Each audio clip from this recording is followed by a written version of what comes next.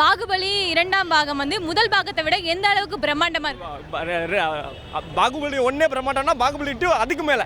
முதல் பாகத்தில் பார்த்தீங்கன்னா கொஞ்சம் தான் பிரம்மாண்டமாக இருந்தது. இது நான் எதிர்பார்த்ததை விட எக்ஸ்ட்ரீம் லெவல் பிரம்மாண்டமாக இருக்குது. நைஸ், சூப்பராக எடுத்திருக்காங்க. விடை வந்து அழகாக இருக்குது. பிரம்மாண்டமும் சரி, கிராஃபிக்ஸும் சரி, எல்லாமே உச்ச கடத்தில் போயிடுச்சு.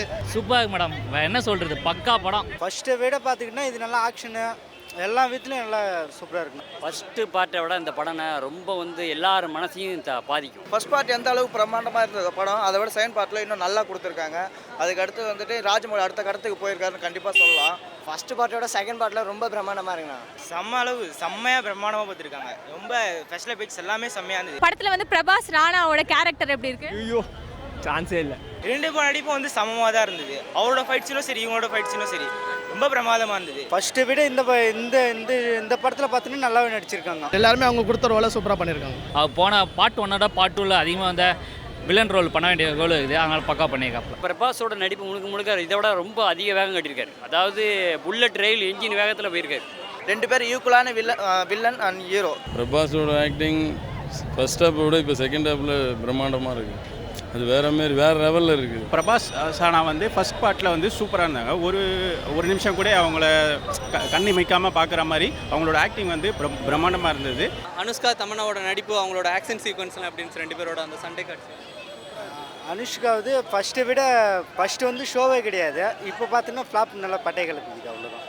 அனுஷ்கா சொல்ல போனால் ரொம்ப அவங்க வந்து சூப்பராக பண்ணியிருந்தாங்க. இதில் வந்து அவங்க ஃபைட்ஸும் சரி, ஃபர்ஸ்ட் ஆஃப் அவங்க வந்து ஃபைட்ஸும் சரி எல்லாமே நல்லா இருந்தது. அந்த வயசான கெட்டப்பில் அவங்க நடித்தது எல்லாமே சூப்பராக இருந்தது. தமன்னா சீன் அந்த அளவுக்கு இல்லை இதில். லாஸ்ட்டு ஒரு 5 மினிட்ஸ் தான் வராங்க. அனுஷ்கா ஃபஸ்ட்டு பாகத்தில் அவங்க யாருன்னு காமிச்சாங்க, இந்த இடத்துல அவங்க நடிப்பை காமிச்சிருக்காங்க. அனுஷ்கா இங்கே ரொமான்டிக் சீன் நல்லா இந்த படத்தில் பண்ணியிருக்காங்க. ஃபைட்டும் நல்லா இருக்குது. தமன்னா இதில் காட்டவே இல்லையே, கடைசியில் ஒரு சீனில் தான் வராங்க. தமனா வந்து ஃபர்ஸ்ட் ஹாஃபில் வந்து ரொம்ப நல்லா நடிச்சிருந்தாங்க. ஆனால் இந்த ஹாஃபில் வந்து அவங்களுக்கு அதிகமாக ரோல்ஸ் கொடுக்கல. லாஸ்ட் ரோல்ஸும் கொஞ்சம் தான் கொடுத்துருந்தாங்க அவங்களுக்கு. ஐயோ பயங்கரம். படத்தோட பாடல்கள்லாம் எப்படி வந்திருக்குது? இசை மியூசிக் பொறுத்தவரைக்கும் நல்லா பிரம்மாண்டமாக பேக்ரவுண்ட் மியூசிக்லாம் நல்லா கொடுத்துருக்காங்க. பிஜிஎம்லாம் சூப்பராக இருக்குது. மியூசிக் அந்த அளவுக்கு இப்போ கேட்குற மாதிரி தெரியல. ஒரு பாட்டு நல்லா இருந்தது. சூப்பர், நல்லா இருக்கு, பிரமாதமாக இருக்குது. இது வரைக்கும் நம்ம திரையில் காணாத ஒரு தனிப்பட்ட ஒரு தனியான ஒரு வேறுபட்ட படமாக இதை வந்து பார்க்க முடியுது நம்மளால். இசை நல்லா, மியூசிக் அழகாக இருக்குது, அருமையாக இருக்குது. பேக்ரவுண்ட் சோர்ஸ் செம்மையாக இருந்துச்சு. பேக்ரவுண்டாக பிச்சு உதறிட்டாங்க. நான் இதுக்கு பாசிட்டிவ் என்ன நெகட்டிவ் என்ன? படத்தோட பாசிட்டிவ் நெகட்டிவ். பாசிட்டிவ்னு சொன்னால் பிரம்மாண்டம். ப்ளஸ்ஸுங்கிறது ராஜமௌழி தான். பாசிட்டிவும் பார்த்தா பேக்ரவுண்ட் சரி, ஒரு மாதிரி சாதா ஒரு இது கதையே பிரம்மாண்டமாக எடுத்துக்கிறது வந்து இல்லை பார்த்தா பாசிட்டிவ் மாதிரி இது. இல்லை மைனஸ்ன்னு எதுவுமே சொல்ல முடியாது. மைனஸுங்கிறது எதுவுமே கிடையாது. இல்லை வந்து எல்லாமே வந்து மிகைப்படுத்தி பற்றி காட்டுது. அது எப்படின்னா இது நடக்காது, எதார்த்தமாக நடக்காது வந்து இது நடக்கிற மாதிரி எல்லா காட்டுறது வந்து எனக்கு தெரிஞ்ச ஒரு நெகட்டிவாக இருந்தது. நெகட்டிவ்னு எதுவுமே சொல்ல முடியாது, ஒரு சீன் கூட சொல்ல முடியாது. எல்லாமே பாசிட்டிவ் தான், எல்லாமே பக்காவாக இருக்குது. நாம் 120 ரூபா கொடுத்துருக்கேன். அந்த 120 ரூபாய்க்கு எக்ஸ்ட்ராவே 50 ரூபா கொடுக்கலாம். கட்டப்பா ஏன் பாகுபலியை பண்ணார்? அது சொன்னால் அதில் இருக்க சுவாரஸ்யம் போயிடும். ரீசன் படமாங்க உங்களுக்கு தெரியும், நான் சொல்லிக்கூடாதுல்ல. அது ஏன்னா அது எல்லாரும் படத்தை பார்த்து தெரிஞ்சால் போதும், நம்ம சொல்ல வேணாம். உலகெங்கும் வாழும் தமிழ் உறவுகளுக்கு ரெட்பிக்ஸ் சார்பாக நன்றிகளும் வணக்கங்களும். தொடர்ந்து 3 ஆண்டுகளை தாண்டி ரெட்பிக்ஸ் பயணிக்கிறது என்றால் அதற்கு முழுக்க உங்களின் ஆதரவு மட்டுமே காரணம். நீங்கள் எங்களுக்கு காட்டி வரும் ஆதரவுக்கு கோடான கோடி நன்றிகள். இன்றைய சூழலில் கார்ப்பரேட் நிறுவனங்களும் பெரும் முதலாளிகளும் அரசியல் கட்சிகளுமே மீடியா துறையில் கோலோச்சு வருகின்றனர்.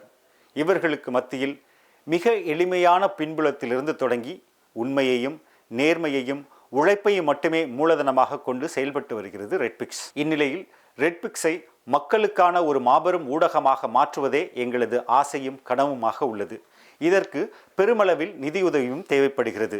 உங்களின் ஆதரவோடு வளர்ந்த இந்நிறுவனத்தை அடுத்த கட்டத்திற்கு எடுத்துச் செல்ல உங்களையே நாடியுள்ளோம். எந்த ஒரு அரசியல் சாயமும் இன்றி, எந்த ஒரு கார்ப்பரேட்டின் தலையீடும் இன்றி மக்களுக்கான செய்திகளை உண்மையாகவும் நேர்மையுடனும் வழங்க வேண்டும் என்பதே எங்களது ஆசையும் கனவும். எனவே எங்களுக்கு தாராளமாக நிதி உதவி செய்து எங்களுக்கு உதவுங்கள்.